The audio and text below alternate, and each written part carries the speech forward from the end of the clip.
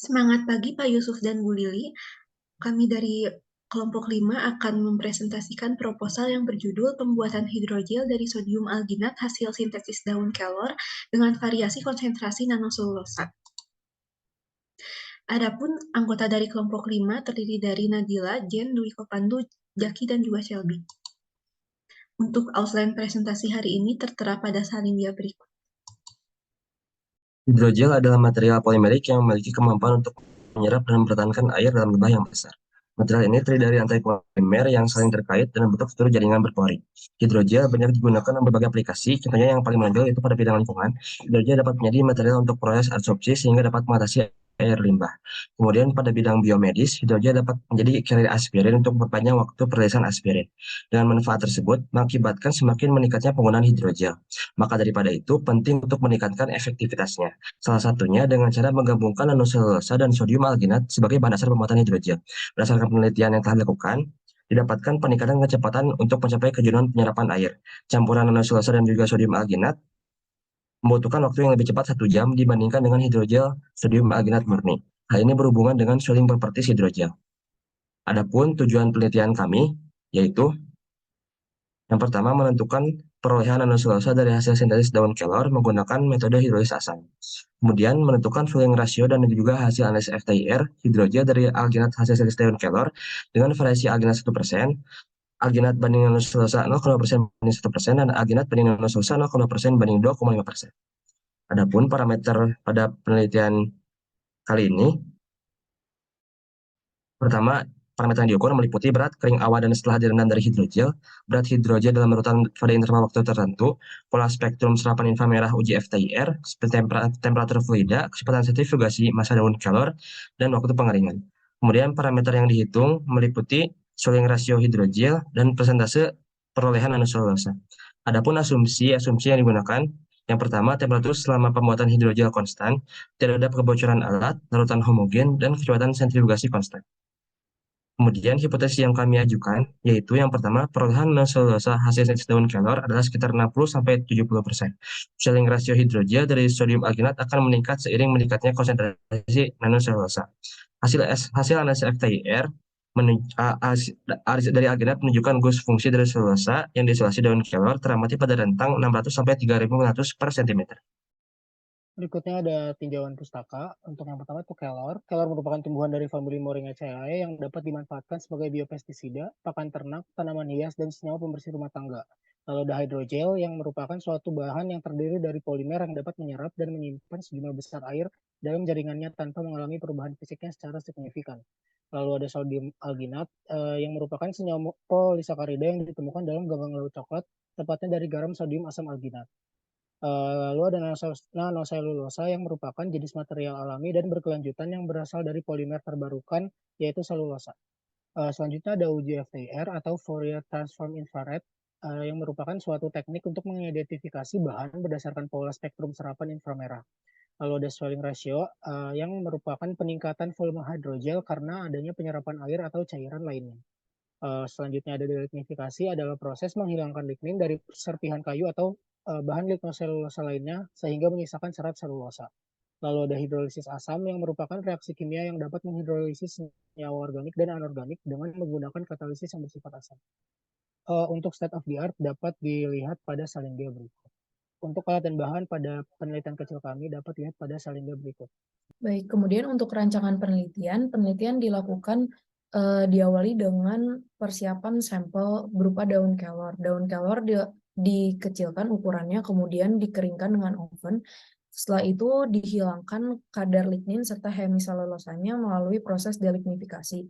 Hasil proses delignifikasi berupa fiber dari daun kelor. Fiber tersebut kemudian diproses kembali dengan cara hidrolisis asam, kemudian disentrifugasi. Boleh di next. Hasil dari sentrifugasi berupa nanoselulosa yang kemudian dihitung perolehannya. Nanoselulosa kemudian campurkan dengan larutan sodium alginat serta kalsium klorida untuk menghasilkan hidrogel. Hidrogel tersebut divariasikan konsentrasi nanoselulosanya. Secara terpisah, larutan sodium alginat kemudian ditambahkan kalsium karbonat serta JDL untuk mendapatkan hidrogel kontrol. Hidrogel kontrol serta hidrogel dengan variasi konsentrasi nanoselulosa diuji dengan uji FTIR untuk mendapatkan karakteristik hidrogel serta dilakukan uji swelling untuk mendapatkan kapasitas absorpsi dari hidrogel tersebut. Boleh di next. Variabel yang digunakan pada penelitian dapat dilihat pada salindia berikut. Boleh di next. Kemudian untuk prosedur penelitian, percobaan akan dilakukan di Laboratorium Instruksional 1 dan 2, Labtek 1A, ITB, Kampus Jatinangor, kecuali uji FTIR yang akan dilakukan di Laboratorium Universitas Pajajaran. Untuk percobaan, pertama-tama dilakukan ekstraksi nanoselulosa dengan persiapkan sampel daun kelor dengan cara menghilangkan kadar air dengan metode pemanasan menggunakan oven pada suhu 105 derajat Celcius, kemudian dilakukan pengecilan ukuran serta penyaringan dengan mesh 60 dan 80. Selanjutnya dilakukan persiapan larutan NaOH 20% dengan mencampurkan 90 gram NaOH dengan 450 ml Aquades. Kemudian dilanjutkan dengan delignifikasi dengan alkali treatment dengan rasio larutan yang digunakan adalah 15:1 volume per weight. Delignifikasi dilakukan dengan melarutkan 30 gram tepung daun kelor dengan 450 ml larutan NaOH. Larutan kemudian direflux pada suhu 90 derajat Celcius selama 90 menit.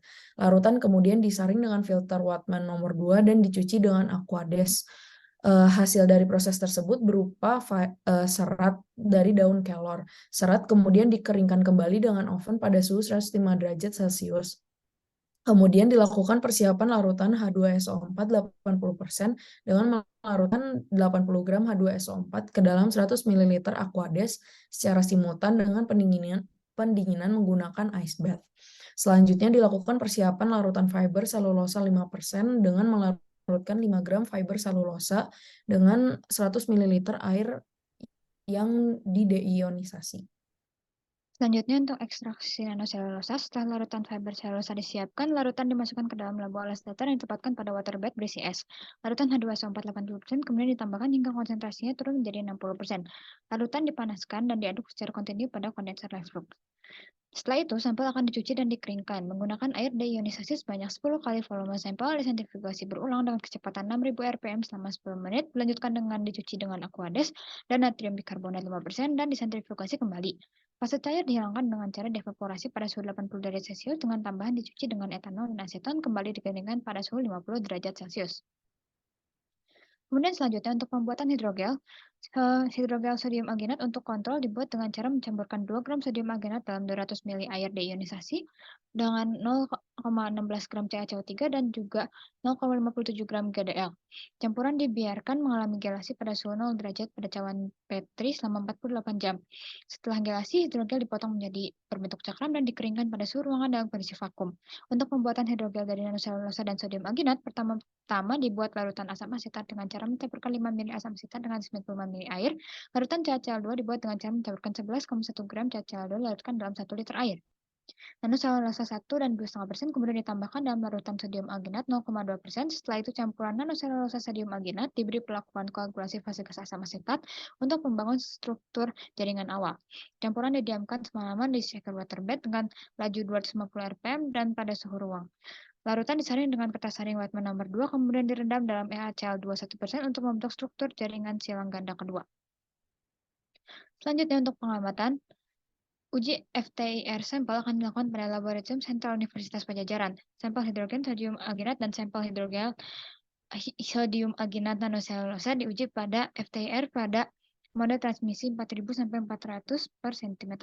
Terakhir untuk pengujian swelling behavior atau swelling ratio massa hidrogel kering ditimbang dan dicatat, kemudian hidrogel ditenggelamkan ke dalam Aquades selama 90 jam, kemudian massa hidrogel ditimbang kembali. Rasio swelling dihitung dengan membagi massa air yang terserap pada hidrogel dengan massa awal hidrogel kemudian dikali dengan 100. Berikut adalah lini massa dari penelitian kecil yang akan kami lakukan. Untuk rancangan anggaran penelitian kecil ini, dibutuhkan biaya 214.000 untuk pembelian alat dan bahan, dan dibutuhkan biaya 220.000 untuk biaya jasa pengujian.